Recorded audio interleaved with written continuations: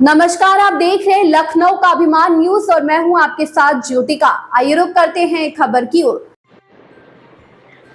उत्तर प्रदेश के उप मुख्यमंत्री केशव प्रसाद मौर्य ने कहा, यहां पर नियमित रूप से प्रशिक्षण कार्यक्रम चलाए जाते हैं। प्रशिक्षण के बाद अगर कोई इकाई लगाना चाहता है तो केंद्र सरकार और राज्य सरकार दोनों की योजनाएं हैं जो सब्सिडी देती है, लोन भी उपलब्ध कराती है। इसके लिए सभी सुविधाएं दी जाती है, लेकिन जागरूकता के अभाव में बहुत से लोग प्रशिक्षण से वंचित रह जाते हैं। ये प्रशिक्षण कार्यक्रम मंडल स्तर पर, जिला स्तर पर, तहसील स्तर पर और फिर ब्लॉक स्तर पर चलाया जाएगा। हमारा जो युवा बेरोजगार है और वे रोजगार स्थापित करना चाहता है तो सरकार उसके साथ खड़ी है। ये एक बड़ा अवसर है और मैं कहूँगा कि ये खाद्य प्रसंस्करण नीति का अध्ययन करें और उस नीति से किस प्रकार के उत्पाद स्थापित करके अपनी आय बढ़ा सकते हैं और इस दिशा में आगे बढ़ सकते हैं। इस सेंटर पे मुझे आकर के देखना था कि यहाँ किस प्रकार से क्या काम चल रहा है। तो जैसा आप सब जानते हैं कि एक तो नियमित रूप से यहाँ प्रशिक्षण का कार्यक्रम चलता है कि अगर कोई छोटी या बड़ी जिस भी प्रकार की यूनिट स्थापित करना चाहें, यहाँ प्रशिक्षण लेने के बाद केंद्र सरकार की और प्रदेश सरकार की दोनों सरकार की योजनाएं हैं, जिन योजनाओं से उनको सब्सिडी युक्त ऋण भी मिल जाता है, उसके लिए सारी सुविधाएं भी दी जाती हैं। लेकिन जागरूकता के अभाव में बहुत सारे लोग प्रशिक्षण से वंचित हैं।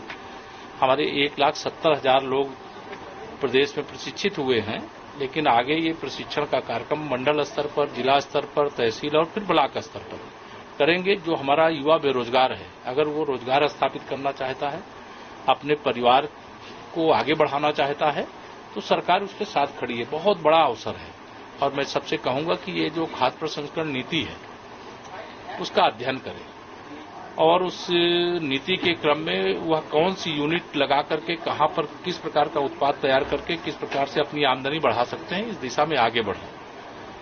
आज हमें खुशी है कि हम लोग जो खाद्य प्रसंस्करण नीति 2023 है उत्तर प्रदेश की, वह देश के किसी भी राज्य में जो भी पॉलिसी बनी है उसमें सबसे बेहतरीन है और बड़े पैमाने पे निवेश भी आ रहा है, बड़े पैमाने पे हमारे प्रदेश के लोगों को अवसर भी मिल रहा है।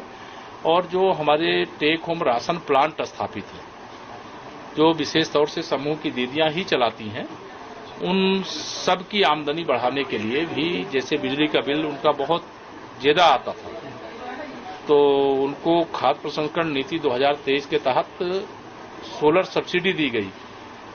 आज वो बिजली का बिल उनका घट करके जो पहले 1 लाख रुपए आता था, अब केवल 20,000 रुपए आ रहा है।